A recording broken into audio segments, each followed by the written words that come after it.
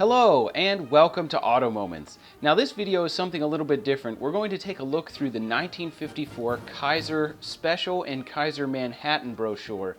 And so after buying this brochure, I thought it was so great I just had to share it with you folks. And I have to admit, I was actually inspired to do this by watching the YouTube channel Lazy Game Reviews. In one of his videos, he goes through vintage Radio Shack brochures and looks at old electronics, which I thought was really cool. And so since I have all these old car brochures, I thought there's probably people out there who want to learn about these. Now, this is a brochure just for the Kaiser Special and the Kaiser Manhattan. Other cars like the Henry J or the Kaiser Darren have brochures of their own, but this is just for those cars. And this was their slogan for that year, the new car with the big change, and we'll talk about that as soon as we get inside it. So you open it, and the first thing you see is this gigantic picture of a Kaiser Manhattan. And this was a common trend in a lot of 50s automotive advertising. They would use illustrations of the cars instead of actual photos. And the benefit to that is that they could make the car look longer and lower than it actually was in real life. And so some of these illustrations are kind of deceptive. And you'll also see when people are inside the car, they deliberately make the people really small so that it looks like the car is bigger. So for 54, parts of the Kaiser had been restyled. The main area here didn't change much from the 51 redesign, but you did have a new rear window, you had an all-new front end, which was a big deal, and then you also had these new tail lights here, which were called safety glow rear fender lights, and those are pretty cool. But the front end was all new, and it was based loosely on a General Motors Buick concept car that Edgar Kaiser had seen at a show and then went back and told Kaiser's styling department to make it look like that. So they talk about new Grand Prix styling as if to suggest some kind of racing heritage, but this was not a racing car by any means. Kaiser had won several design competitions, so they mention that here that, Kaiser introduces tomorrow's trend in motor car design, styling born of international competition in the Salon d'Elegance of two continents. And it says here, you'll find much of the Continental in the 54 Kaiser's dramatic jet air scoop grille. But when they say Continental with a lowercase c, they don't mean the Lincoln Continental, they mean Continental as in very European.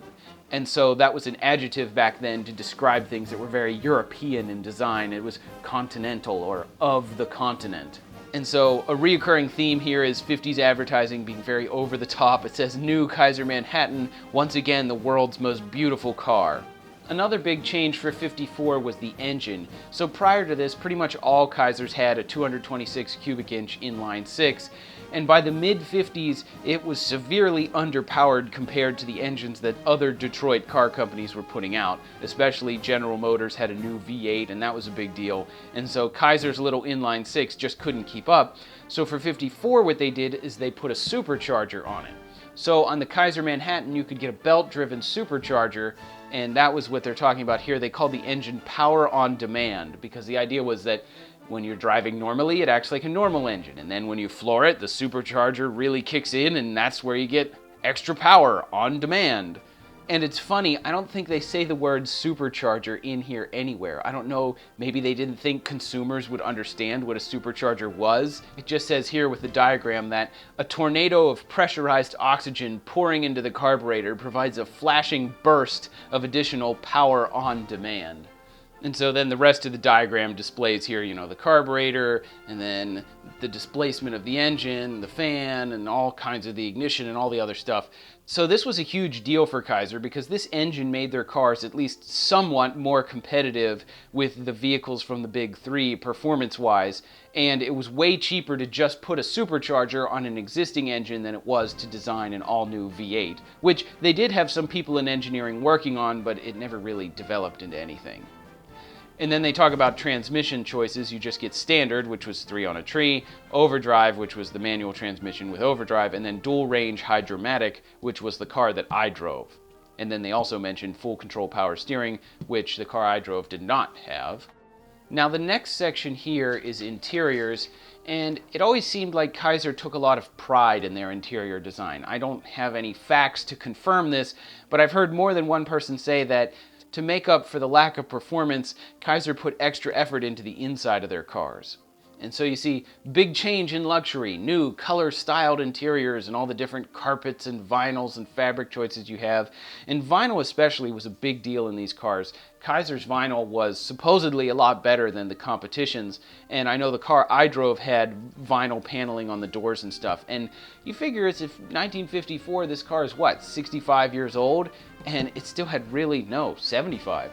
Another big deal on Kaiser's was what they called the safety first front seat. You can see they had a padded dashboard, some recessed instruments and knobs and stuff for collision safety, and then also the steering wheel, they bragged about how it had great visibility. You could see the gauge cluster more easily and see out the windshield. Your view wasn't blocked. And so all of that sounds pretty unexciting now, but for the time that was revolutionary stuff because most car companies didn't consider safety a selling point. They thought consumers didn't care, and so Kaiser tried to set themselves apart by selling safety. On to the next page here, we see the Kaiser Special, and so this is the car that I drove, and as you see, the body is pretty much identical to the Kaiser Manhattan. The Special was just a cheaper model, and like I said, didn't have the supercharged engine. Now, the Special I drove had a slightly different rear window here. You see, this is the larger rear window with extra visibility, but the one I drove didn't have that little piece of glass on the corner, and that's because the Special I drove was an early Special, which means it was actually a 1953 body with the grille and the taillights replaced because Kaiser had too many leftover cars from the year before. This would be a late Special with a different windshield. It says here the Special is powered by Kaiser's lively 226 engine, that was the non-supercharged version, famed for its 28.8 miles a gallon average, scored in an economy test conducted by Motor Trend magazine. And so 28.8 was really impressive back then, although in those fuel economy competitions, people definitely hypermiled to get the absolute most out of your engine. It wasn't normal driving. Another thing over here that's really neat is they have a nighttime picture of the safety glow tail lights, and those, I just think these are one of the coolest designs ever. This photo got used in multiple things for Kaiser, and you see there are actually two bulbs, one in the main light and one on the fin on top. So at nighttime, the cars did look really neat, and unlike anything else on the road, you do see some Cadillacs today that have a little hint of that, of like the tail light going up on top of like the fender, but Kaiser was totally unique in that design at the time. And while this is a gorgeous design, it was kind of one of those necessity is the mother of invention kind of things, because the company couldn't afford to retool the entire fender to give it tail fins like a lot of other cars at the time had, so they just designed this tail fin style light that could easily be attached to the existing fender. And since it's the 1950s, of course, she's smoking a cigarette. And then here's the page where they show kind of all the little extra details and things that make Kaiser's special. So we'll zoom in here. So they talk about, leg room and the instrument panel that I discussed earlier. They talk about power steering, which I always thought this was a funny picture. He's hitting a pile of sandbags at like 50 miles per hour. And I imagine in real life that would be enough to make you wreck your car. Down here they talk about transmissions. I assume that's the hydromatic unit. That was big news, especially in the early 50s. A lot of car companies didn't have automatic transmissions, or they had to buy them from somebody else. So the fact that Kaiser was able to buy hydromatic from General Motors was a big deal. Here they talk about Kaiser's brakes, once again, that safety theme. So once again, advertising safety is somewhat noteworthy. Here again, they talk about safety, the dashboard, the seat design, all that stuff. Visibility. One thing I definitely noticed driving a 54 Kaiser was the amazing visibility. Nothing like today's cars where you have huge A-pillars and all kinds of blind spots because they're worried about rollover protection and stuff like that. And then here, accessibility, they talk about the trunk, which, whatever. But this is the picture I love the most. Big change in practicality. Water, mud, or grease can't mar the elegance of the new 54 Kaiser's color-styled luxury vinyl door panels. When they are soiled, a damp cloth or a garden hose cleans them quick as a wink. And I love this. This woman who is in high heels and a full rain poncho spraying a garden hose on the inside of her car. And I love that her high heels even have little plastic covers on them. First off, nobody washes their car in high heels, and who wears a rain poncho when you wash your car? This picture just makes me so nervous. The idea of spraying a garden hose inside your car, but I guess Kaiser's vinyl was waterproof, and so the idea is that it was easy to clean. It's just usually the only time you see something like this is on work trucks that have vinyl seats and vinyl floors, or like, you know, cargo vans where they're explicitly designed to spray out the bed or spray out the cab when they get dirty. But I don't know if I've ever met a Kaiser owner who says they've done this, but I guess you could. Definitely got a laugh out of that picture though. And then on the back side of the brochure here, they just have all the specifications. The Kaiser Manhattan Superpower engine, inline 6-cylinder, L-head, blah, blah, blah, blah, blah. And once again, they don't actually mention that it has a supercharger on it. They just call it the Superpower engine, but never does it say supercharged. And then here, the Kaiser regular engine, they talk about different stuff, lubrication, cooling, fuel system. The Kaiser Special has slightly different things than the Kaiser Manhattan. Ignition, clutch, transmission, rear axle, blah, blah, blah, all your specifications here. And then down at the bottom, Kaiser Willys Sales Division, Willys Motors Inc., Toledo, Ohio. And so this was after Kaiser had bought Willys Motors and they were in the process of merging. So this is the 1954 Kaiser Manhattan and Special brochure, the new car with the big change.